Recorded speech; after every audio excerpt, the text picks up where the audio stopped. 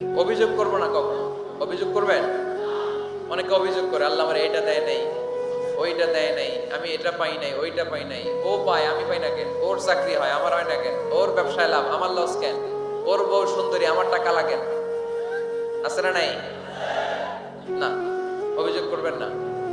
আপনি যে অবস্থানে থেকে অখুশি, আপনি যে অবস্থানে থেকে আল্লাহর কাছে অভিযোগ করতেছেন, আপনার এই অবস্থানে আসার জন্য অনেকে আল্লাহর কাছে দোয়া করতেছে, ঠিক কিনা? তা আপনি এই অবস্থানে খুশি না।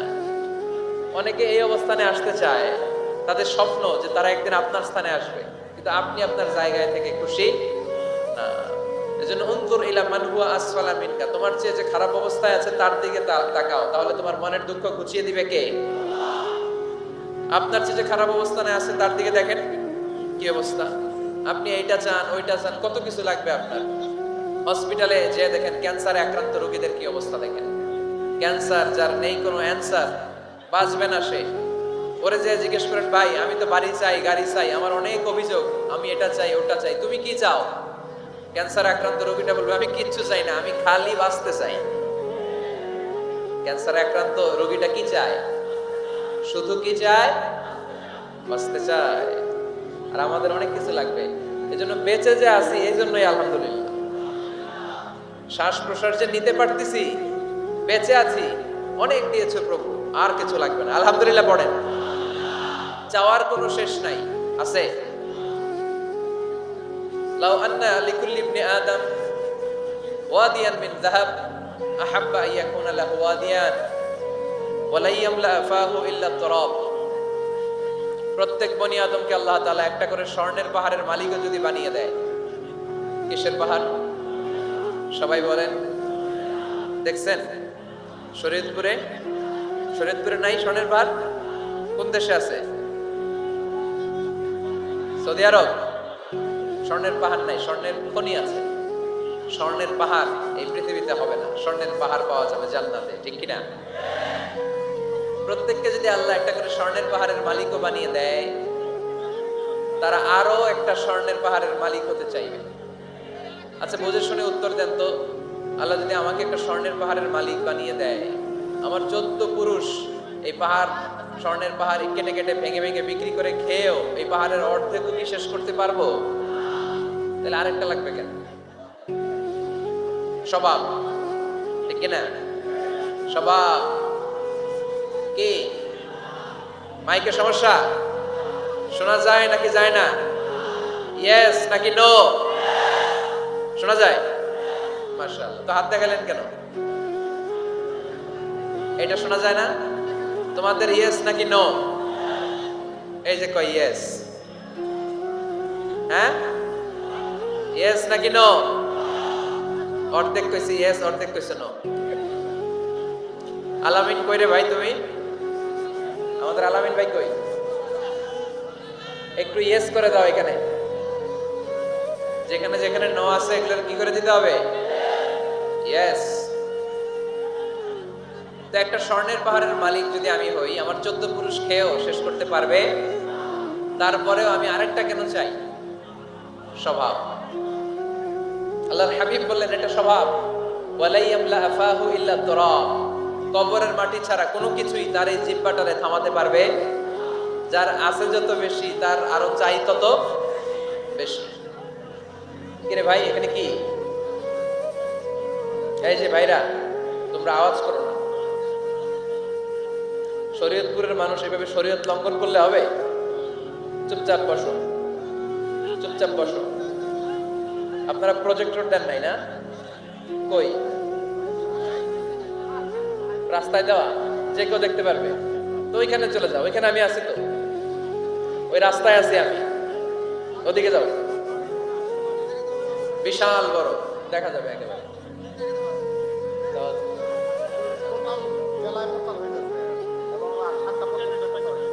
7টা প্রজেক্টর স্থানীয় ডিশ চ্যানেল দিয়ে জেলায় প্রচারিত হচ্ছে। আলহামদুলিল্লাহ। তার মানে পুরো শরীয়তপুরবাসী আছে এখানে আমাদের সাথে, ঠিক কিনা? আবার পুলিশ ভাইদেরকেও দেখা যাচ্ছে ক্যামেরা নিয়ে। আপনারা কি এটা নিয়ে প্রধানমন্ত্রীর হাতে দিবেন নাকি নিজেদের সংরক্ষণের জন্য? মাশাআল্লাহ। পুলিশ জনগণ ভাই ভাই, অন্য কারো খাওয়া নাই। ঠিক কিনা? পুলিশ প্রশাসন অনেক কষ্ট করেছে, আল্লাহ তাদেরকেও তুমি কবুল করো।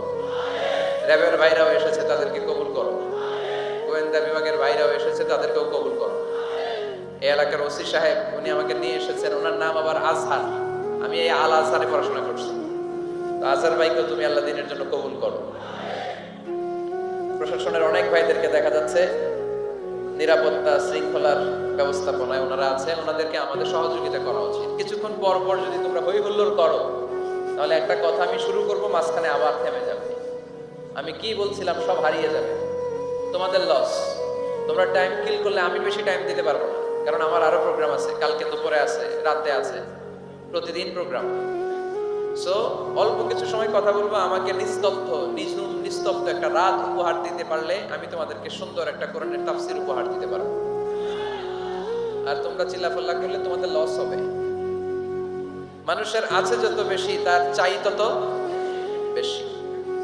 শেখ সাদি রাহিমাহুল্লাহ, ইরানের বিখ্যাত কবি, বালাগাল উলা বিকামালিহি কাশাফাত তুজা বিজামালিহি, এই কবিতা লিখে বিখ্যাত হয়েছিলেন। তো ওনার একটা সময় আর্থিক দৈন্যতা যাচ্ছিল, টাকা পয়সা ছিল না, ফলে পায়ে দেওয়ার মতো জুতা ছিল না। কি ছিল না? জুতা ছিল না। তো খুব আফসোস করে একদিন মনে মনে আল্লাহরে বলে, আল্লাহ আমি এত বড় কবি, আমার পায়ে দেওয়ার মতো জুতা নাই। আহা, আফসোস করে ঘর থেকে বের হয়েছে। বের হয়ে দেখে ভিক্ষুক ভিক্ষা করে, ওই ভিক্ষুকের দুইটা পাই নাই। ভিক্ষুকের দুইটা, আর কবি সাহেবের কি নাই? জুতা নাই। কবি সাহেব যখন এই দৃশ্য দেখছে, হায় রে, আমার তো পা আছে, এর তো পাই নাই, সেজদায় পড়ে গেল। আর আল্লাহরে বলে, আল্লাহ শুকর আলহামদুলিল্লাহ, বেশ ভালো আছি, আর কিছু লাগবে না। এজন্য শান্তি হচ্ছে শুকর আলহামদুলিল্লাহর ভিতরে। শান্তি কিসের ভিতরে?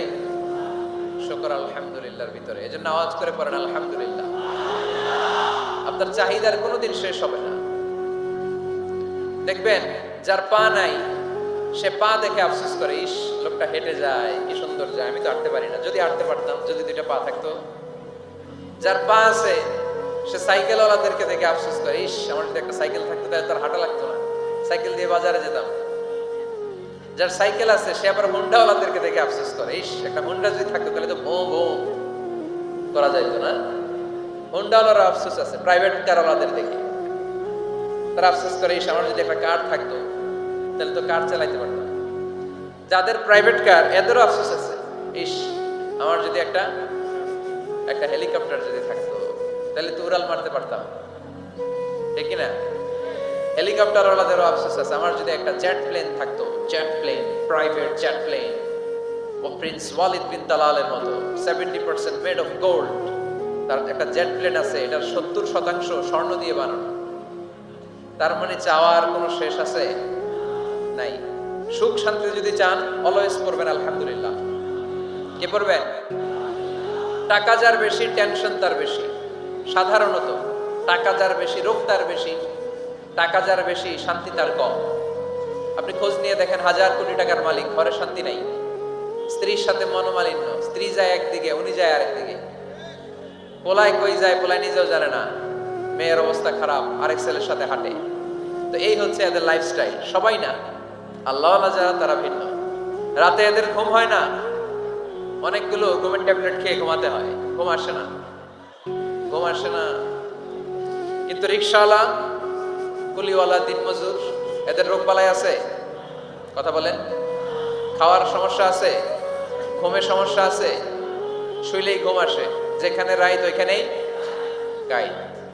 ঘুমাইতে দেরি, নাক ডাকতে দেরি হয় না, ওর নাকের ডাকের আওয়াজে ট্রাকের ইঞ্জিনও ফেল। শান্তির ঘুম।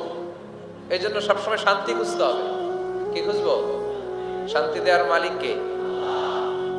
আল্লাহ তুমি এই দেশটাকে শান্তিময় করো, শরীয়তপুরটাকে তুমি শান্তিময় করো। আসুন আমরা সরাসরি কোরআন থেকে শুনি, কারণ কোরআন থেকে শুনলে বরকত বেশি না কম? আরো জোরে বলেন, বেশি না কম? এটা এমন একটা কিতাব যে কিতাবে কোনো ভুল নাই। আছে? সন্দেহ আছে? সংশয় আছে? মুত্তাকিনদের জন্য এই বইটারে হেদায়েতের কিতাব করে নাজিল করলো কে? যালিকাল কিতাবু লা রাইবা ফি হুদাল লিল মুত্তাকিন। This is the book, the most authentic and original book in the world, whereof there is no doubt in it, and a guidance to those who are muttaqin. এটা এমন বই যে বই কোনো ভুল নাই, কোনো সন্দেহ নাই, কোনো সংশয় নাই। মুত্তাকিনদের জন্য এই বইটারে হেদায়েতের কিতাব করে পাঠালো কে? আবার আল্লাহ বললেন কিতাবুন আনজালনাহু ইলাইকা লিতুখরিজান নাসা মিনাজ-যুলুমাতি ইলান নূর। নবী হে, এই কিতাবকে আমি নাজিল করেছি অন্ধকারাচ্ছন্ন মানুষগুলোকে আলোর পথ দেখাতে, বামপন্থী গুলারে ডানপন্থী বানাতে, জাহান্নামী গুলারে জান্নাতি বানাতে। এই কিতাব যদি কেউ পড়ে সে মানুষের মতো মানুষ হয়। ওই মানুষ কখনো অন্যায় করে না। এই কিতাব যে পড়ে এবং মানে, এই কিতাবের শিক্ষাকে যে নিজের মধ্যে ধারণ করে সে কখনো মিথ্যা বলে না, মা বাবার সাথে বেয়াদবি করে না। ওই আলোকিত মানুষটা কখনো টেন্ডারবাজি করে না, চাঁদাবাজি করে না, দুর্নীতিতে চ্যাম্পিয়ন হয় না, ক্যাসিনো ব্যবসায় নামে না। এই কোরআন যারা বুকে ধারণ করে এরা কোনোদিন পেঁয়াজের দাম বাড়ায় না। জোরে বলে ঠিক কিনা? এরা কখনো তাদের কোনো কাজে জনমানুষের ক্ষতি করে না। এরা সবসময় কল্যাণের পক্ষে, এরা মানবতার পক্ষে। এরাই হচ্ছে আলোকিত মানুষ, ঠিক কিনা? মানুষ হওয়া পৃথিবীতে বড় কঠিন। খালি চোখে যা দেখেন এগুলো মানুষ না, এগুলো জনসংখ্যা। এগুলো কি? এজন্য বলা হয় বাড়ছে জনসংখ্যা, কমছে মানুষ। বাড়তেছে কি, কমতেছে কি? মানুষ। গরুর পেট থেকে বেরোলেই ওটা গরু হয়ে যায়, ছাগলের পেট থেকে বেরোলেই ওটা ছাগল হয়ে যায়, মুরগির পেট থেকে বেরোলেই ওটা মুরগি। কিন্তু মানুষের পেট থেকে বেরোলেই ওটা মানুষ হয় না, ওটার মানুষ বানাইতে হয়, তাই না? আবার গরুকে কেউ কোনোদিন বলে না এই তুই গরুর মতো গরু হ, বলে শরীয়তপুরে? আপনারাও বলেন না? ছাগলরে কেউ কোনোদিন বলছে এই তুই ছাগলের মতো ছাগল হ। কিন্তু মানুষকে বলা হয় তুমি মানুষের মতো মানুষ হও। কোরআন বললে মানুষের মতো মানুষ হওয়া যায়, ঠিক কিনা? এই দুনিয়া এখন তো আর সেই দুনিয়া নাই, মানুষ নামের মানুষ আছে দুনিয়া বোঝায়। সেই মানুষের ভিড়ে আমার আসল মানুষ নাই, ঠিক কিনা? আসল মানুষের বড় অভাব। মানুষের মতো মানুষ খুঁজে পাওয়া দুষ্কর। এই কোরআন এসেছে আমাদেরকে মানুষের মতো মানুষ বানাতে। এজন্য এই কোরআন থেকে শুনলে লাভ না লস? কোরআনের সাথে আমাদের সম্পর্ক বাড়াতে হবে। প্রতিদিন কোরআন তেলাওয়াত করতে হবে। আপনারা করেন? হ্যাঁ, আজকে করছেন কারা কারা দেখি? মাশাআল্লাহ, মাশাআল্লাহ, হাত নামান। প্রতিদিন যেন আমরা পড়ি। আর যারা এখনো শিখতে পারি নাই তারা যেন শিখে নেই। কোরআন পড়া যেমনি সওয়াবের, কোরআন শোনাও তেমনি সওয়াবের, ঠিক কিনা? কোরআন শুনলে রহমত নাজিল করে কে? ওয়া ইযা কুরিআল কুরআন ফাসতামিউ লাহু ওয়া আনসিতু লাআল্লাকুম তুরহামুন। যখন কোরআনের তেলাওয়াত করা হয় মনোযোগ দিয়ে শোনো, তোমাদের উপর রহমত নাজিল করবে কে? এজন্য কোরআন পড়া, কোরআন শোনা সবটাই জরুরি। আমরা যেন কোরআনের সাথে আরো বেশি সম্পর্ক গাঢ় করতে পারি। কোরআনকে যেন আমরা আমাদের বন্ধু বানাতে পারি। আল্লাহ তুমি তৌফিক দাও। আর জোরে পড়েন আমিন। আজকে আমরা সূরাতু আর রহমান থেকে কথা শুনবো ইনশাআল্লাহ। পড়েন। এই সূরাটা মুখস্থ আছে কার কার? অনেকেরই তো মুখস্থ। হাত নামান। এই সূরাটা যদি মুখস্থ নাও থাকে, এই সূরার মধ্যে এমন একটা আয়াত আছে এইটা সবার মুখস্থ। ঠিক, ইয়া রাব্বিকুমা তুকাদ্দিবান, আমার কোন নিয়ামতকে তোমরা অস্বীকার করবে? এই আয়াতটা সবার মুখস্থ আছে না নাই?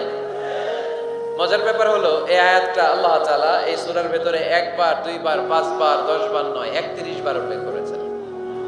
কয়বার?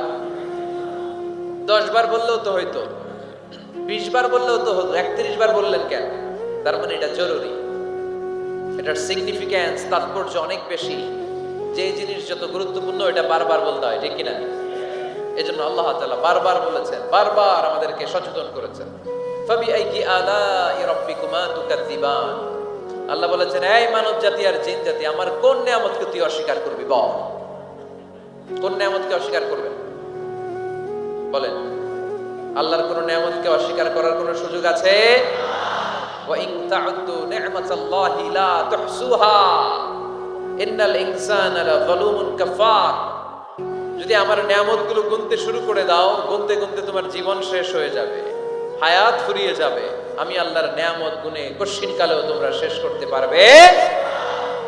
সাগরের জল যদি কালি হয়ে যায়, গাছের পাতা যদি খাতা হয়ে যায়, সাগরের জল নামক কালি দিয়ে গাছের পাতা নামক খাতার উপরে যদি আল্লাহর প্রশংসা লিখতে শুরু করে দেন, আল্লাহ বলে গাছের পাতাও ফুরিয়ে যাবে, সাগরের জলও ফুরিয়ে যাবে, কিন্তু আমার প্রশংসা করে তোমরা শেষ করতে পারবে না।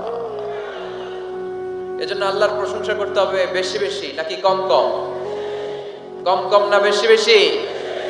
ফাবিআইয়ি আলাኢ রাব্বিকুমা তুকাযযিবান, আমার কোন নিয়ামতকে তোরা অস্বীকার করবি বল।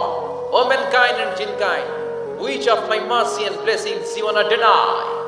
আমার কোন নিয়ামতকে অস্বীকার করবি? অস্বীকার করার সুযোগ আছে? নাই। আল্লাহর হাবিব সাল্লাল্লাহু আলাইহি ওয়াসাল্লাম এই সূরাটাকে বড় পছন্দ করতেন। সাহাবাদেরকে একবার তিনি এই সূরাটা তেলাওয়াত করে শোনালেন। সাহাবারা চুপচাপ, ঠিক যেমন এখন আপনারা চুপচাপ। আল্লাহর হাবিব বললেন, ও সাহাবারা, তোমরা তো এই সূরা শুনে চুপ করে বসে আছো, কিন্তু তায়েফের ময়দানে জিনদের কাছে এই সূরাটা আমি তেলাওয়াত করেছিলাম, তারা কিন্তু চুপচাপ বসে থাকে নাই। যতবার আমি ফাবিআইয়ি আলাኢ রাব্বিকুমা তুকাযযিবান পড়েছি, এই আয়াতের বিপরীতে তারা উত্তর দিয়েছে, কারণ এই আয়াতটা একটা প্রশ্ন। It's a question from your lord to mankind and jinnkind. এটা আল্লাহর পক্ষ থেকে মানব জাতি এবং জিন জাতির কাছে রেখে দেওয়া একটা প্রশ্ন।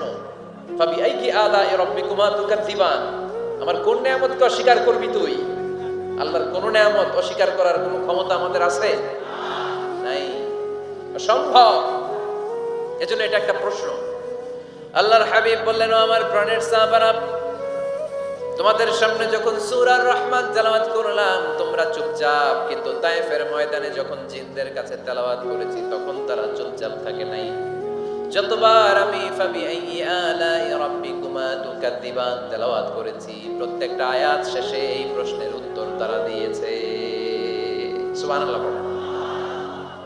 যতবার এই আয়াতটা পড়েছি প্রত্যেকবার এই আয়াত শেষে তারা প্রশ্নের উত্তর দিয়েছে। তারা প্রত্যেকবার বলেছে, লা বিশাইইন মিন নিআমিকা রাব্বানা নুকাযযিবু ফালাকাল হামদু।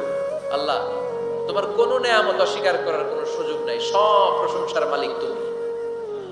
আবার যখন এই আয়াতটা আমি পড়েছি আবার উত্তর দিয়েছে, আবার আমি পড়েছি আবার উত্তর দিয়েছে। এরকম একবার নয়, দুইবার নয়, 5 বার নয়, 10 বার নয়, 31 বার এই আয়াতটা তেলাওয়াতের পর পর জিনেরা এই আয়াতের উত্তর আমার সামনে দিয়েছে। সুবহানাল্লাহ। লা বিশাইইন মিন নিআমিকা রাব্বানা নুকাযযিবু ফালাকাল হামদু। We cannot deny any of your mercy and blessings. All praises to you. All praises to you. সব ক্ষমতার মালিক একজন, চিল্লায় বলতে হবে, তিনি কে? তিনি হচ্ছেন আল্লাহ। সূরাতু আর রহমান, সূরার নাম কি? আরো জোরে বলেন। কোরআনের 55 নম্বর সূরা এটা। কত নাম্বার? আয়াত আছে 78টা। কয়টা? সূরাটা মাক্কি সূরা। কি সূরা? এবার প্রশ্ন করি, উত্তর দেন। এই সূরাটা কোরআনের কততম সূরা? 55। আয়াত কয়টা? 78টা। মাক্কি না মাদানী? মাশাআল্লাহ, এই তো আপনারা উত্তর করতে পেরেছেন।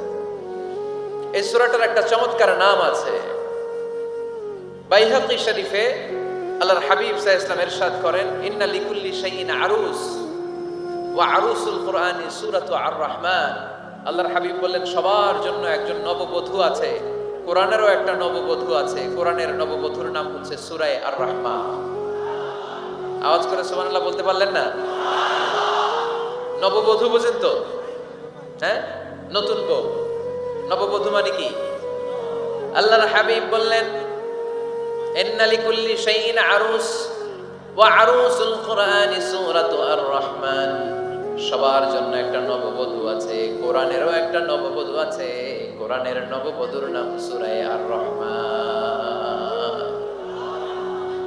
নববধূ যেমনি বাসর রাতে হাতে পায়ে আলতা মেখে, বেনারসি শাড়ি পরে, লিপস্টিক দিয়ে, খোপায় ফুল দিয়ে, জুয়েলারি পরে, অর্নামেন্টস পরে, মেকআপ করে, পার্লারিং করে তার স্বামীর জন্য ওই রাতে সে নিজেকে উজাড় করে সাজায়, ঠিক কিনা? ঠিক তেমনি আল্লাহ তাআলা এই দুনিয়াতে আমাদেরকে কি কি নিয়ামত দিয়েছেন, আবার কি কি নিয়ামত জান্নাতে গেলে দিবেন, তার সব কিছু বর্ণনা করে এই সূরাটাকে তিনি উজাড় করে সাজিয়েছেন। সূরাটার নাম কি? আরো জোরে বলেন, কি নাম? আর রহমান। একটা দুর্বল বর্ণনায় এসেছে, দুর্বল বর্ণনায় যে আল্লাহ তাআলা, স্বয়ং আল্লাহ তাআলা জান্নাতে জান্নাতীদেরকে এই সূরা আর রহমানটা নিজ কণ্ঠে তেলাওয়াত করে শোনাবে। আমরা আল্লাহর কণ্ঠের তেলাওয়াত শুনতে চাই কি চাই না? আল্লাহর তেলাওয়াত কি আমাদের মতো তেলাওয়াত? আল্লাহ দেখতে কি আমাদের মতো? লাইসা কামিসলিহি শাই, তার মতো কেউ নাই। তার মতো কেউ আছে? তার মতো কেউ নাই। তিনি তার মতো। তিনি কার মতো? তিনি তার মতো। লাইসা কামিসলিহি শাই। জান্নাতীরা যখন জান্নাতে ঢুকবে, আল্লাহ তাআলা প্রশ্ন করবেন, ও জান্নাতীরা, এই কোরআনে যত নাজ নেয়ামতের বর্ণনা দিয়েছিলাম তার সবগুলো কি তোমরা পাই টু পাই বুঝে পেয়েছো? জান্নাতীরা বলবে পেয়েছি। হঠাৎ এক জান্নাতি হাত তুলে বলবে, আল্লাহ একটা জিনিস তো পাই নাই।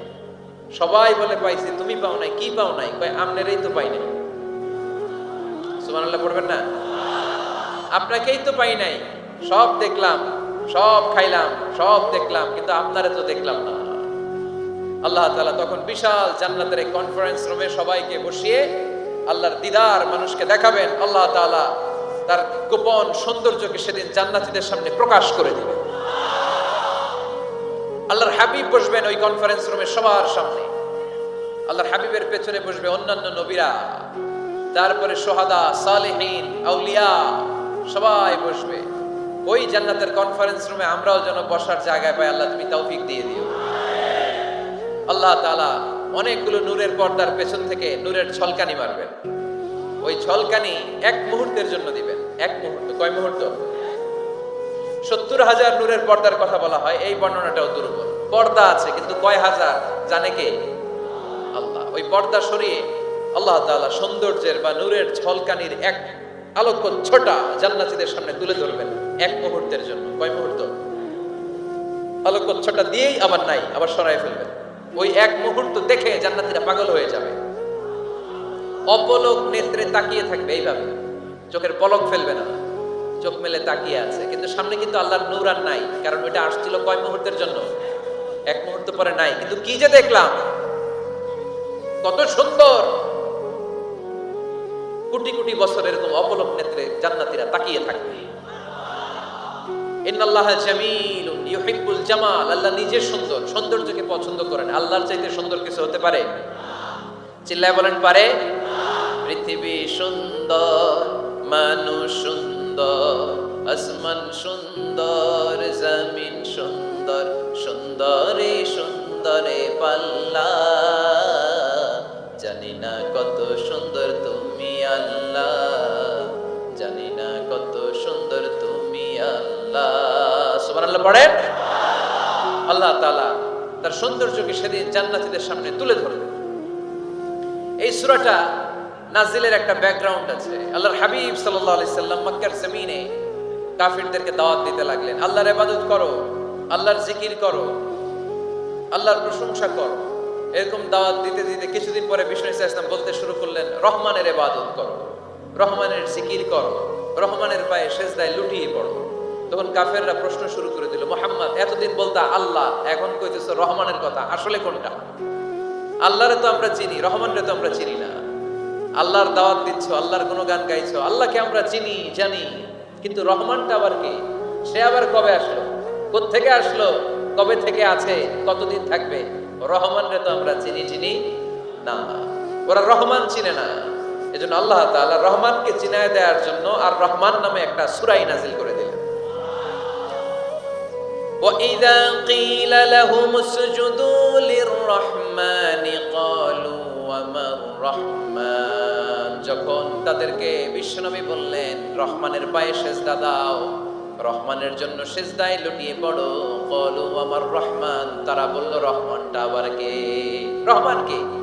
আল্লাহ চিনি, রহমানকে তো চিনি না। এখন রহমানকে এটা চিনানোর দরকার আছে না নাই? রহমানকে এটা চিনানোর জন্য আল্লাহ তাআলা আর রহমান নামে কোরআনে একটা সূরা নাযিল করলেন। চিল্লায় পড়েন আল্লাহু আকবার। কাফেরদেরকে জানানোর জন্য রব্বুল আলামিন সূরাত আর রহমান নাযিল করলেন আর বললেন, আর রহমান আল্লামাল কুরআন খালাকাল ইনসান আল্লামাহুল বায়ান। দয়াময় রহমান শেখালেন কোরআন, বানালেন ইনসান, শেখালেন বায়ান। দয়াময় রহমান শেখালেন কোরআন, বানালেন ইনসান, শেখালেন বায়ান।